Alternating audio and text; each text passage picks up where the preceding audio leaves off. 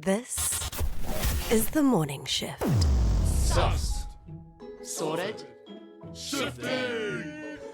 Want to be debt-free? Sorted.org.nz has the tools and guides to help me.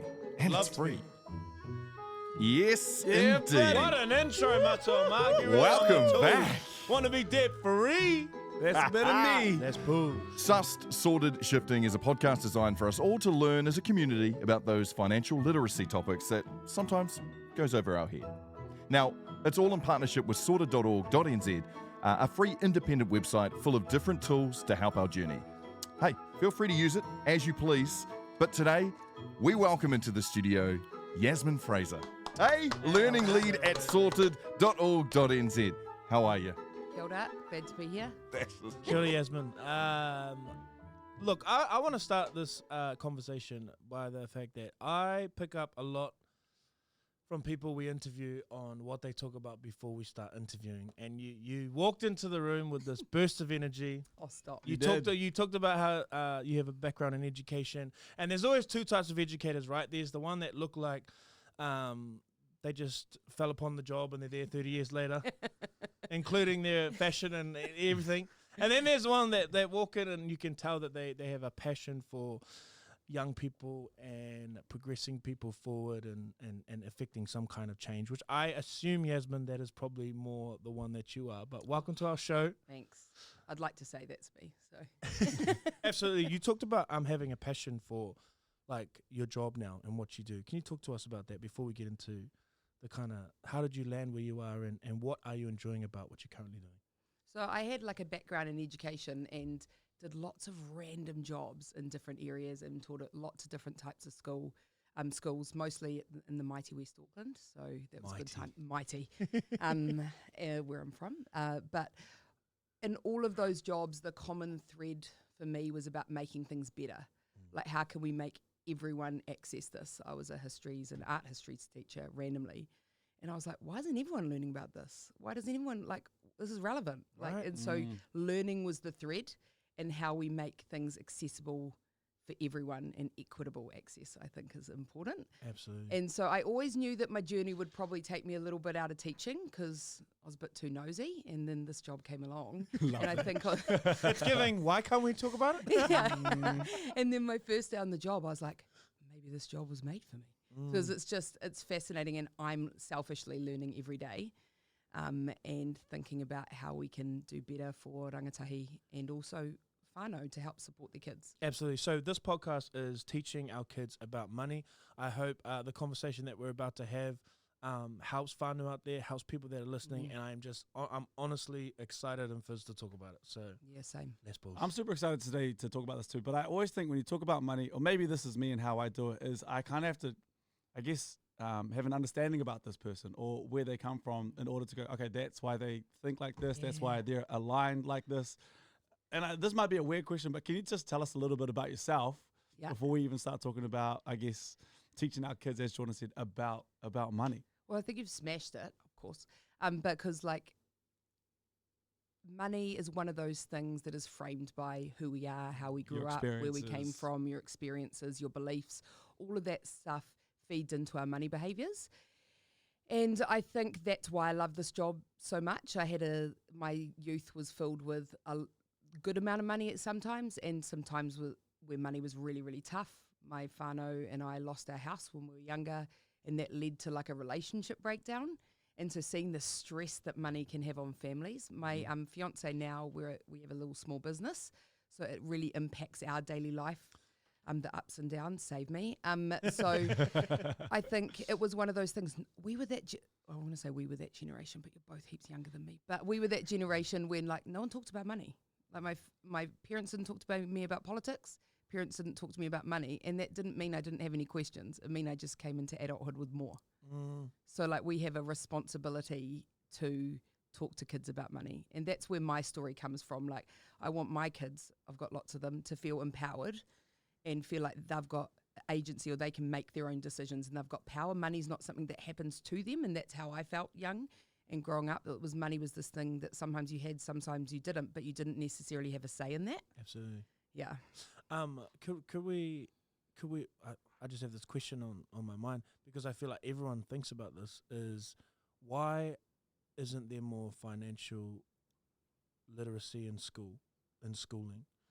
Why are there subjects that could be deemed as not helpful, and we could be talking about invoicing, how to file your tax, how to be better with money, all those types of things? Or are we actually wrong and misinformed, and there actually is heaps of education in schools? What is your? Can we start there? Because I feel like that's what a lot of us think. I knew this had come up because it's something we talk about all the time, and people ask us constantly. We have our own schools program, and blatantly sounds like I'm making a plug, but Te Whaihua Kia Ora, Sorted in Schools. We work in the secondary school space. Beautiful. We have our English medium school program, and we also have a bespoke Māori medium education program that is exceptional. Some cool people out there training teachers to talk to kids about money, and that involves the teachers upskilling as well. Mm-hmm. There's actually probably Which is always great. Yeah, always good, and that's how it sustains once you leave. You know what I mean? Once they stop using Te Whaihua Kia Ora or it moves on to a different class, those ideas stay, and so it sustains. But there's probably a lot more financial literacy in schools than people realise. Okay, cool. There's a lot of programs. There's a lot of people doing the good mahi, big banks. We've got people like Banker, and we've got people like Young Enterprise and Money Time. There's cool people doing stuff all over the show.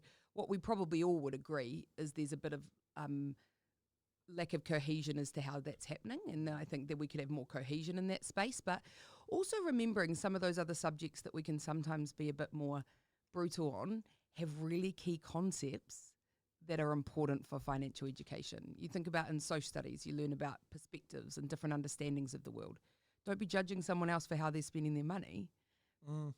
Different people make different decisions based on what they value. So you learn about values in social studies. That's a key concept to teaching kids about money. Absolutely. Like the first, I would argue, concept. At maths, there's some basic numeracy skills that kids have to have. So it's there, probably more than we think, but I know that we'd like it to be a bit more practical. So for kids, for rangatahi listening to this potentially in the car with their parents, or if they are you? I'd like us to unpack this kind of idea of your belief system, or is there a connection to be made between how you spend and the type of home that you come from, or what you were experiencing in your adolescence? Oh, hell yes. Like, I think that's such an important point to make. I think there was some research that we did, and don't quote me on the number because I won't remember it properly. We all paraphrase, it's what we do for a living. 63% of people say that their money attitudes and habits are framed by their childhood. And we talk about mine. I had if we move... That's lower than I would have thought. Yeah, that's because the other one's saying, nah, I'm thinking consciously. Yeah, do you think it's a bit of a flex? Yeah. What do you mean? I make my own I had decisions. money from There was always money. We always saved. Isn't that normal? You know what I mean? 100. No, but I think I look at my fiance and myself, and our attitudes and behaviours around money are totally different. Even things, when I go back to the values. So if you move aside the idea of different financial waves in my household when I was younger, my dad is like a worker and my mum is a worker, and they worked hard, and I always knew they were working hard to provide. It wasn't like it was just a given that we had certain things. When we worked hard for it, I knew about it. But in terms of values, my dad was always doing stuff for other people. He's a sparky, and he was a bit of a builder and all sorts. Handyman. The most practical human ever. How I was procreated by that, I have no idea. I'm the opposite. But so I saw him constantly giving his time, and I value giving to others. Which is a currency too. Is a currency, and I value, and so I love to spend on other people. But that comes from my mum loving to cook and feed other people. My dad loving to give all his weekends, all his time to other people to help them get ahead. That's carried over into money behaviours for myself.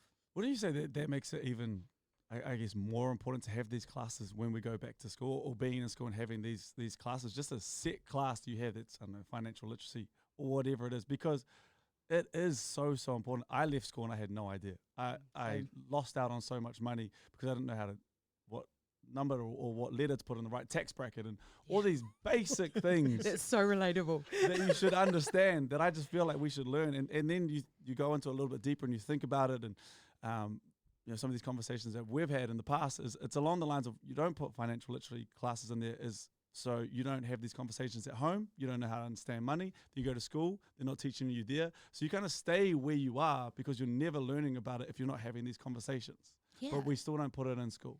Nah, so like I'm hearing you say is that it needs to be more explicit, and I think there's some schools doing that well, and there's definitely teachers out there doing that well. But then we've got to remember that the people teaching that as well, we're framed by our own experiences, so we can assume you shouldn't be spending your money on other people, but actually that might be really important to you. So how do you build that idea? It's important for it to be talked about at home. It's important for it to be talked about at school, and it's people like us hopefully are starting to connect those dots. Well, let's follow that train of thought, right? As you said, because I come from the same whānau. Parents gave, and I love seeing them give because I saw that the blessing that it did for people, the help that it gave to people, and, thanks, shout out to mum and dad, it seemingly had enough for us to go around too. Yeah. But I have that tendency to overspend and give to a moment, and for you, if you're saying that's also you, if we can use ourselves as examples, how do you walk through that? What is the self-talk in terms of changing or adjusting, or what are your thoughts on that? Yeah, so Cambridge University did this study, and it was like by 7 you've formed your habits or your a lot of your money behaviors, and I'm like, oh no, but that doesn't mean we can't change it. And so exactly what you're saying, that's me. My initial go-to is always to share. And I think it's about being conscious about it. And it's not saying sharing's a bad thing. And this is the same for lots of things about money. It's not categorizing things as bad or good. It's just a choice. And what do you value most? So for me, it's assigning a certain amount. Like I know I'll buy people coffees. Sounds really practical, but twice a week.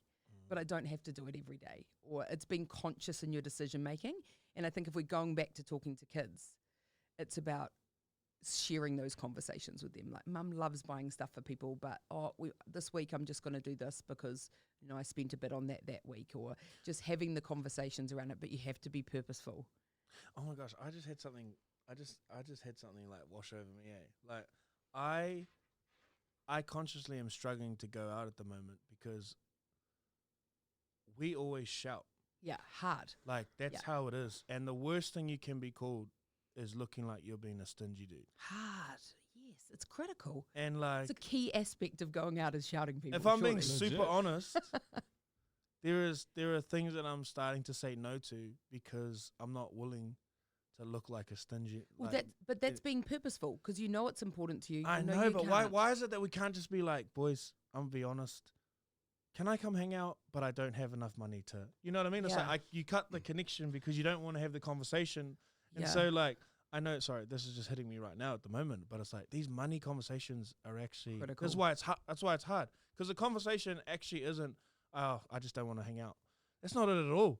I'm a bit afraid to just say like, I don't have the money like I used to, just to like, and I want to. I wish I could bless. I wish we could do what we used to, but life's in a different place at the moment, But and it feels awkward, because we weren't talked to about money enough. Yeah, I feel like our service right now is we were all parents, like here, like in the room. I mean, is to shift that. So have those conversations. Even my nieces and nephews, before I had my own kids, like have those conversations. So hopefully, when they're your age and feeling the same, they just say, "Hey, I'm still coming, but I'm not shouting all of yous because that's not a priority for me at the moment." And making that a normal conversation. Yeah, because you have to pay yourself first. You have to get your bills out. You have to make sure you've met all your obligations so you can share. If you're constantly sharing, you're sometimes not going to be in that position to and have to withdraw because you've not associated for that in your budget, if that makes sense. Yasmin, this is a pretty cool time to bring in the fact that like Jordan just had his moment there where he realised something, that how his money habits go. It's probably a good chance for us to maybe label some of the things or talk about some of the things that you see, not necessarily mistakes, but things that parents can sort of get trapped into doing when talking to their kids about money. What are some of the things that we make as parents, make mistakes as parents? What are some of the things we're teaching our kids that probably isn't the best way of putting lessons out there for around money? I think the first mistake, like we've already touched on, is not talking about it and thinking that when I say like my whānau didn't talk to me about money, they're trying to protect me. There was good ethics behind that. Yeah. We have enough. You're going to be okay. Yeah, they didn't want me to worry about it. But as a result, I was still seeing it. When someone's well-being is affected by finances, you see it. You still see that happening. So we're doing them a disservice not talking about it. The second thing I would say is labeling. So we label things as bad. So I got 4 kids, right? Blended family, 2 of mine, 2 stepkids with from my fiance, and they're real savers, his kids. Mean. And I'm like, and I always feel real shame that my kids are like the, and his kids are like, no, I'm not going to spend that yet. And I'm always like, oh, I feel like I've hard out failed as a parent. I'm like, oh no, it's like, and there's shame around it because I think only saving is good. But we know that actually nothing's bad. Everything has its place. Spending has its place. So labeling's a problem. Balance. So I think we need to teach balance. It's okay that my son wanted to spend half his birthday money on other people. That's what is important for him, but helping him have balance in that is also important. Helping maybe one of my stepkids like be less anxious about not spending his money is also probably a good thing. I would have said stingy, but anxious is a good I was word. trying to be nice. But like just holding on, nothing's bad, like they're labels. So I think talking to them about it, labels, and I think those are probably the 2 main things. And giving them opportunities.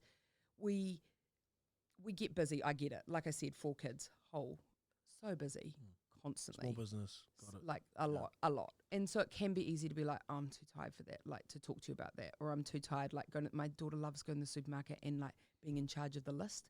Girl's like sassy and she's like super like assertive and she wants a clipboard. And I'm like, whoa, calm down. And sometimes you just feel a bit busy. You're just like, there's a lot of energy. Comes from somewhere clearly.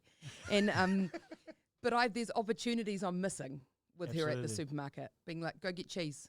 Oh, which one? Well, which one costs the most? Which one's the cheapest? Which one do we like 7 the most? minutes later. It's that one. Cool. Just that Put block it in of the cheese, trolley, Lola. Put it in the trolley. 100%. No, okay. but it's the teachable moments. That's why it's hard. So we Parenting miss is- them. Yeah, totally. And we shame ourselves. Like, go easy on yourself. There's amazing things we can do with kids for money, but go easy on ourselves if our lives are busy and we're working and we're doing our best all the time. So I think we can take a all or nothing approach. So we either... Oh, it's fight or flight sometimes. you right hear now. these some parents and they're like doing these perfect things with them. We've got our kids doing this. Like, not all of us are like that. Some of us are a bit more chaotic. So where can we build it in? What's the age? What's the appropriate age? Is there you did say that, is it 7 is the time where generally our learning... Start forming the habits? Yeah, start forming the habits. When's a good time, in your opinion, to, I guess, start doing these things with the kids and get them into budgeting or looking at who's got the cheapest cheese? Yeah, I love that.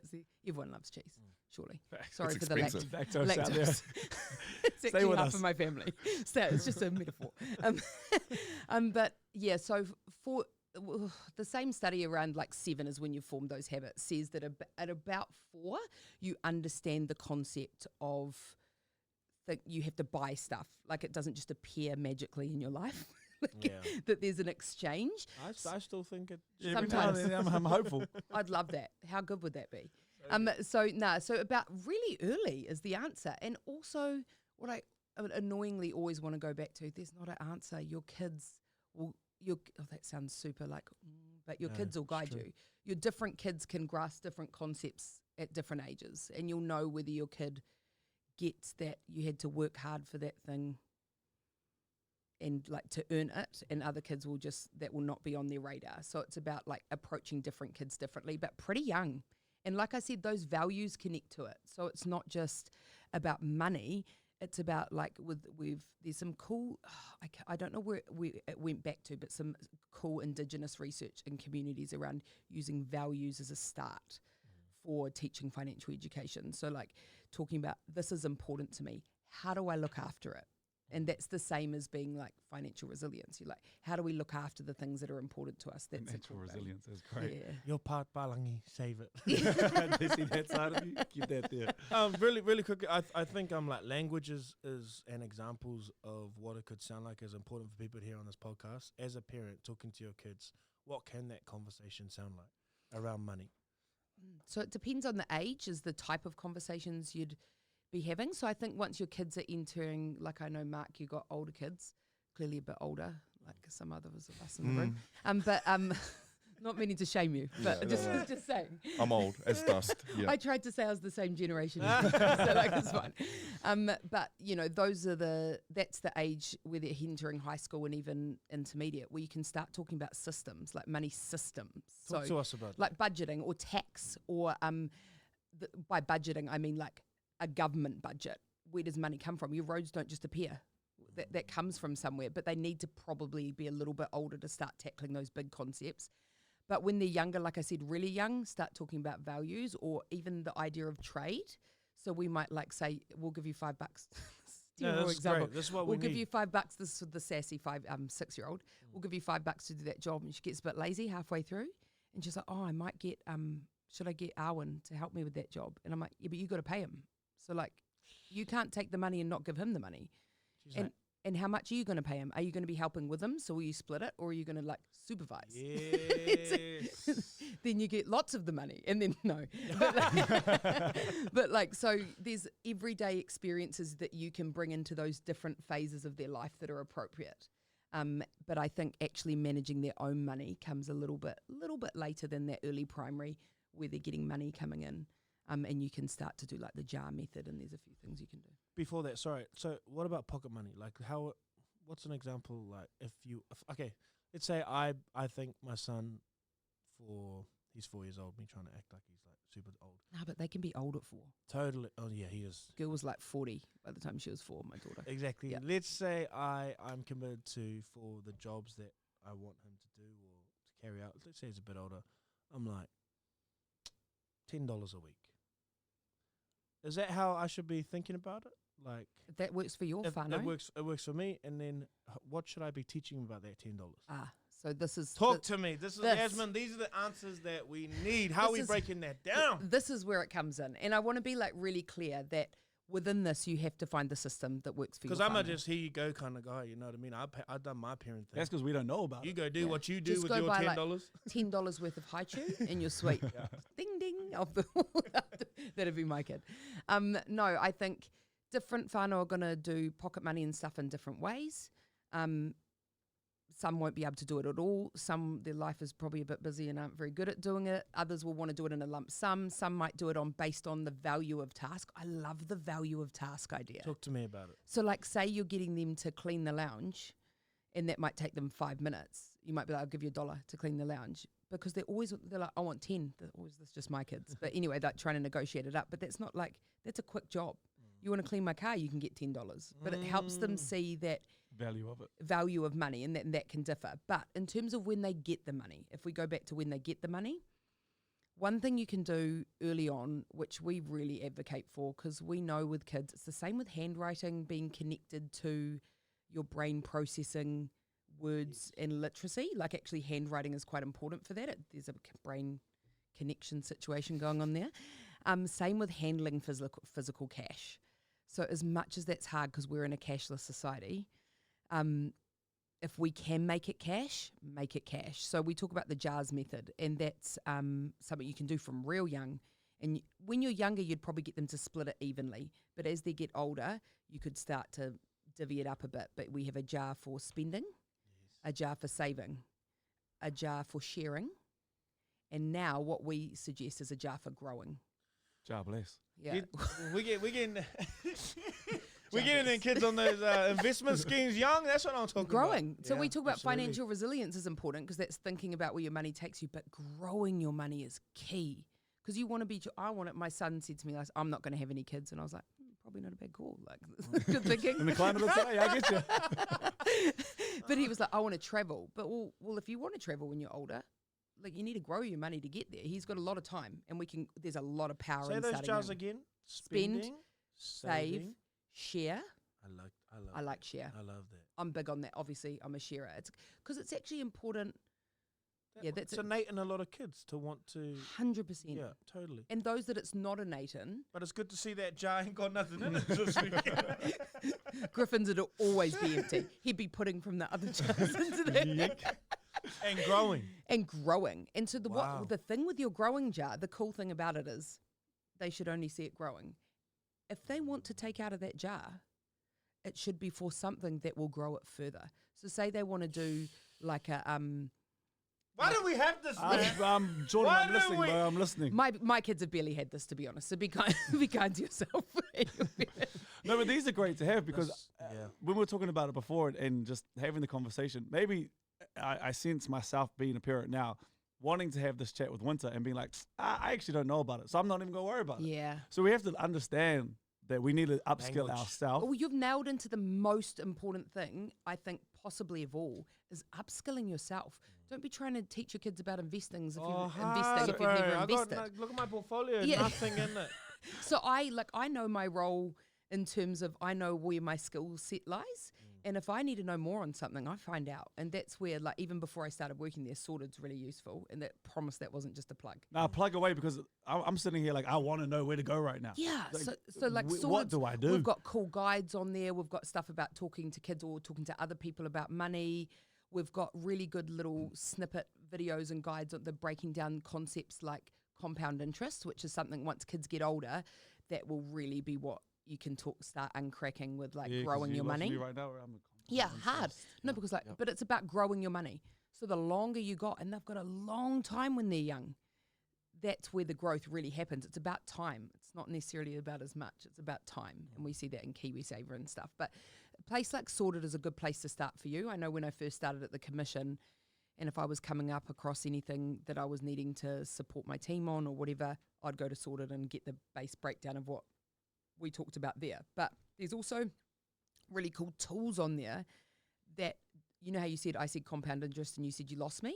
That's where that tool came in. I learned about compound interest by looking at the savings calculator and putting in my money and putting in my like percentage and changing alarming, the huh? percentage and moving it up and down, and I saw the little bars change, and kids are visual. So if you- Totally. yeah, so like our budget tool, for example, our budget planner, if you look at the breakdown of your budget, like I was talking to my daughter about rent yesterday at the petrol station because she wanted about 15 things when we went inside. Yeah, is there a rent jar for the kids Honestly, too? yeah. Where's your rent jar? Where's your emotional energy jar? Totally. But I said to her, like, if like showing her that pie graph, that's how much of our money that comes into our house is taken out by rent. Kids probably goes over their head. They just exist in a house, you know, if they're lucky enough to have a roof over their head. So they can see why they have that or why it might be harder for other people to have stable housing. I'm always go back to that social sciences perspective of like bit of empathy. But like there's tools on there that can really help those conversations and help them see it visually that you can't really. Yeah. Best thing my parents did was from the time I got my job, they took some money out of that for rent because, and I just remember feeling like this is absolute bull jive. Like, So I have angry. worked. I've finally The gone worst out day there, ever. but man, it prepared me as an adult to like leave the house. I don't think I would have been able to take that hit, like just the old free life. And parents, if you do that for your kids, that's so awesome. But Are we charging our kids rent? Is that what we're saying here? Is that what we've learned today? well, you know, If you live in Auckland, you might have obviously to. it never matched what I should have been paying rent, but it gave this It did concept in my head of like, oh, I've actually got to, Yeah, I've got to pay my way with this roof over my head a little bit. helps you realize It was the struggle. double, well over double by the time I went out and rented, but at least the concept was in my head. The concept's there. Totally. There's stuff that we can do for our kids, like my my eldest son, it was his birthday the other weekend, and he got heaps of Robux. Like, honest, if you know, you know. Yes. And wow, it was a time. So on one day, because separated family, and I'm from a separated family, and his dad's from a separated family, there's a lot of grandparents. So there was a lot of Robux coming in. Dude, like spent $200 in Robux on one day. One day, gone, boom. And then I'm like, not spending that $50 from Nana. So straight away, I'm like, nah, there's a point you have to put your foot down. Because otherwise they want that especially some kids want that instant gratification. And they, you know, like, so we talked through that with them. We're like, I love that you spent $100 of it on other people, to be honest. I was like a big fan of that. But I'm like, that's $200. If you'd saved that 4 more times, you might have been able to get a PlayStation, or you might have put it into perspective for Context it. them. Context, yeah. Like I think Lola said something the other day, and I said, oh no, the petrol was $180 yesterday. I said, do you know how much $180 is? And she was like, the same as a Barbie dream car. And I was like, what is my life? But and I was like, no, that's even more than that. But I said, what's something you love that you get to have some days? And she was like, chips from Ping's, which is our local bakery. Hell yeah. I'm like, shout out to Ping. And then and I was like, exactly. I was like, that is 90 of Ping's chips. And she was like, what? And I was like, 90. And she was like, wow. And I said, how long do you think that'll last us? And she was like, oh, maybe like till next week when we go to the picture. I was like, yeah, 90 of Ping's chips. And it's just giving those opportunities to put it into perspective because they just spend. They don't. It's our job to help them introduce them to the concepts of money. Have you always been open with your conversations around money with the kids, or is this something you've learned? Because I feel like someone who might be listening now who has never, opened the door when it comes to talking about how much they spend and what that equivalent is, might be feeling a little bit like, oh, I don't know how to do that. And is this something you've had to learn, or is this something you've always been good with your kids? No, I think it's something, I'm pretty quite an open person myself, but I think it actually still was something that I learned, and I think I learned that through different life changes. So I think if I'd stuck in my sort of nuclear family situation and hadn't had divorced myself and all that sort of thing, it might have been a bit different. And like I said, I had that situation where my whānau had a really rough time at one period of my life that caused significant stress on my family and ended up in a family break, like in divorce from my parents. And I never wanted my kids to see or feel worried about financial stress. So when I met my fiance not long after, we'd picked up a small business, and it was during COVID popped off about a year later. So they were seeing stuff that was impacting our well-being. And I was like, it's actually really okay for them to know about this. It's okay for them to know if we're having a hard time. If I'm feeling stressed about my work, I'd talk to them about it. So why don't we have that conversation with them? So I had to learn to do it, and it was difficult because you want to balance. I didn't want them to be stressed, but I wanted them to know why Maki or Mum or Yusi is popping off to work more and more than we used to because we're trying to save money. Because chips at Ping don't pay themselves. Chips at Ping don't pay them. Sometimes they do. But, Ping hooks us up. Going back to the jars, do we cover those jars properly? I just want to, so if there's spending, saving, sharing, growing. I love that what the point you made. See, I've already remembered. That's how great the point was. Yes. The growing, if you're going to take out, is only to make it grow more. Yeah, like you might invest in a pair of I don't know if this is a good example, but like knowing a bit about sneakers myself, you might invest in a pair of sneakers that you know is going to grow in income. Especially if you don't wear them, keep them on ice. Yes, do not wear them if that's the case. Hey, who wears their sneakers? Yeah. I know. And what about sharing, spending, and saving? Yeah, so when you first start out with money with kids as they're younger, it might be that you just equally divide between those 4 jars. And there's ways to do this digitally as they get older as well. Like there's lots of tools and stuff out there that can help you do it.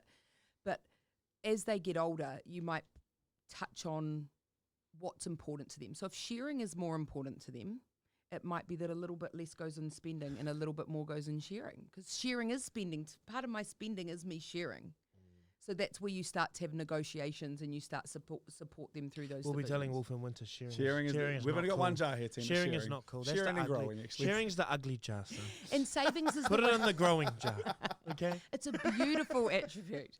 And savings is the one that's where you're working towards something in sort of the short or medium term. So it might be that we have a whānau holiday set for a year's time. And it might be like, I want you to start saving some spending money. And that can be real young. We've been talking about holidays, a good example, because that's like a luxury, especially these days, like a real luxury. And we've got like a goal planner tool on Sorted, and you can actually set little goals as a family, and the kids could have, and you track it together and like slide the little slider and see what progress you're making. And also we've got the savings calculator. So I want to save $1,000 by this date. How much will I need to be putting in a week? So it actually helps them see the mechanics of how that works. And as visual learners, works perfectly. Oh, hell yes. Like on a holiday, the communication continues where you don't demonize the child that's saved up and has money to spend on everything. No. And the other child who didn't save is having a miserable time. Welcome to this teachable moment. Holiday wheel there, buddy. Too much at Pings. May there's always be a reminder that you need to save.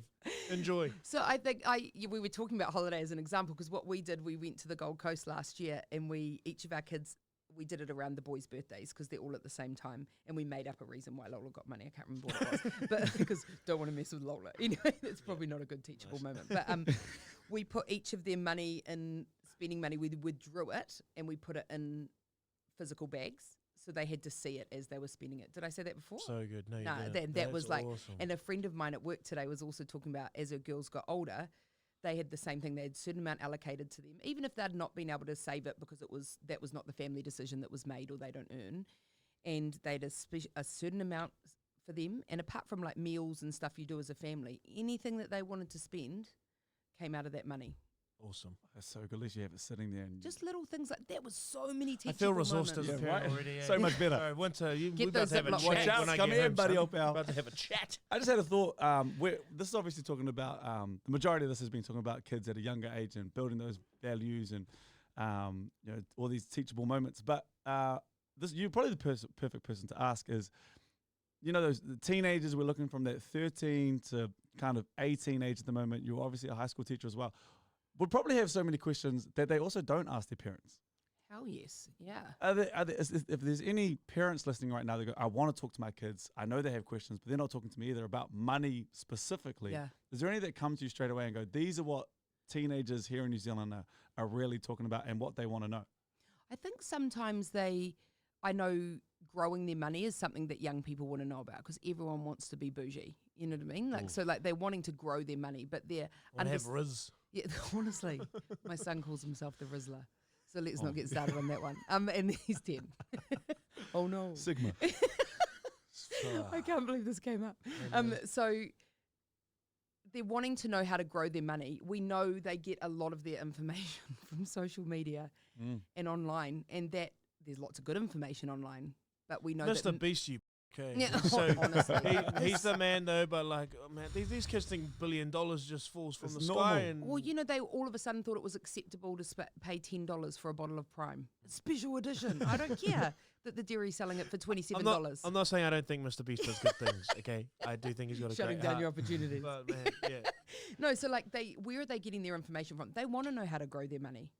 They want to know what things cost. So I think your biggest job you can do as someone with the kids in that age bracket is upskill yourself. So know yourself about money, know yourself about safe ways to grow money. You don't want kids getting swept into sort of all these like weird multi-level marketing kind of, there's still heaps of those grow your money sort of schemes on I'd love social for our media. kids to know about pyramid schemes though, so they can. what go we and had to go. go. Yeah, Nah, I'm teach kidding. them about them. No, because I mean they go and do it now. Well, it's so important because you're at the top. Because you bring up that point of teenagers and learning it on social media, and I just had this thought is that the one thing that you see, and Jordan's right, is the Mr. Beasts of the world who have this vast range of money that very few people have. But that's what you see. But in the reality of the world is our climate has never been worse. So what you're going to get smacked with in the face is... I'm the dream killer for my kids. I'm like, that's you can do anything, but that's not realistic. That's the harsh reality of it all at the moment, right? I like hit it real with Tell them. him, mum. Yeah. You got to hit it. Like you got to be real about it. You got to talk to them. You've got to know that if it's about lots of other topics with teenagers. I'm not going to be angry at you. Talk to me. Like you have to be open with your kids. But then you've also, if they're not wanting to talk to you, tack them into someone else that you know that they will talk to. Or if you don't have the skills, I'll be like, oh, don't talk to me about that one. Talk to Uncle Brendy. That's my brother. He's heaps more skilled on that. Totally. So like you need to know where your resources are and tap them into those as well. But yeah, I think being open is the most critical thing. Oh, it's been so beneficial. I was also talking to the Tooth Fairy the other day, and I seen all these like she was trying to, like, what sort of prices should we be looking at Tooth Fairy? The Tooth Fairy is a hard one because do you know what I reckon it is about these days? I hardly ever have cash. Exactly. So, So what is the modern day piggy bank? Look, for older kids, there's lots of digital apps and lots of stuff out there. Even your own They're banks. pretty good. can They set up. work. There's some cool stuff. Which as a parent you need to learn about too. Yeah, there's some cool doing stuff. But then out they got to there. be on their phone and they're like, I'm checking my money on that app. Yeah. Sure, you're on Or TikTok. are they checking? Well, Exactly. I was talking to one of my mates here. You're not checking your money. I know what you're checking. And then my mate today was saying her daughter, and I know this is not the only time I've heard this, will spend on her debit card, and it's particularly because it's just that and just won't even think to look at the money. So you have to be having those. That's why the physical stuff's good. But we know that once they get to a certain age, that's not practical. We also know that it's not practical to be drawing out money all the time. And then you end up like me and having to justify why the Tooth Fairy's paying $20 for a tooth because that was all that came out of the machine at 4 a.m. in the morning. Cashless society is a different podcast. We'll get into that rabbit hole. That's a different one. another But day. there's lots of banks have got different tools and there's different cool things but yeah, it's what works for you and your family really. Yasmin, you have been that. amazing. Yasmin up. Fraser, learning lead at sorted.org. Just in final, can you give us maybe a 3-step plan for someone who might be listening right now and is keen to start the wheels a rolling for their kids and learning about money? What's a 3-step plan that we could take on board straight away? Right. I think the first step you should take is understand your own money story. So I know that that's been understand why you think that way. Why was Clean your house So first. important. What? Yeah. Why was I ashamed that my kids were spending? Break it down. So figure out your own money personality, what your own know more about yourself, because then you'll understand how your habits and the way you spend or talk about money is influencing kids. Know that if it's a topic of unease in your household, I used to get real anxious talking about my money. My fiance grew up with a dad that was like a banker and a mum that worked in the bank, and so it was just what they talked about. And I'm like, oh yeah. Oh, you got money.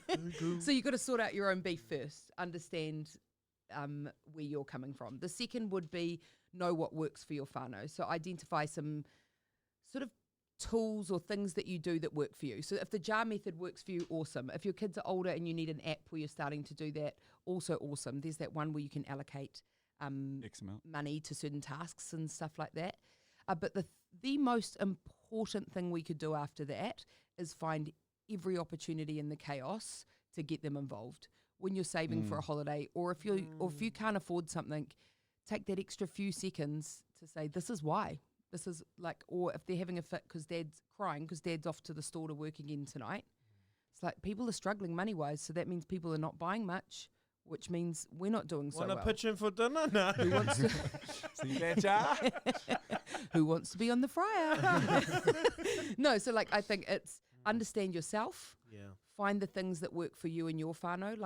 Don't be shamed by some fancy stuff some weird person's doing on TikTok. This is what I do for my family of 4 in a day. And you're like, oh, honestly, punch myself. I cooked the cookie dough from scratch. I built the glass. I molded, I made the spoon that I'm currently whipping. With. Yeah, so don't worry about those people. Find what's working for your family. And then the last one would be find all the opportunities. Lola loves the supermarket and our life is so that's a chaotic. learning opportunity. But I need to as a find that parent. opportunity for her. When Griff spent $200 on Robux, I was like, ooh, this is a time. This is a teachable moment. Yes. Yeah. So those Love would be that. the 3. Thank you for your time. You're incredible. Love that chat. You guys are awesome. Thank you. We think so too sometimes, but we need other people to say it. That's so cool. Thank you. Thank you. Kia ora. Sus sorted shifting. Let's push. Sus. Oh, Sorted. That's what that's for. Want to be debt-free? Sorted.org.nz has the tools and guides to help me. And it's free.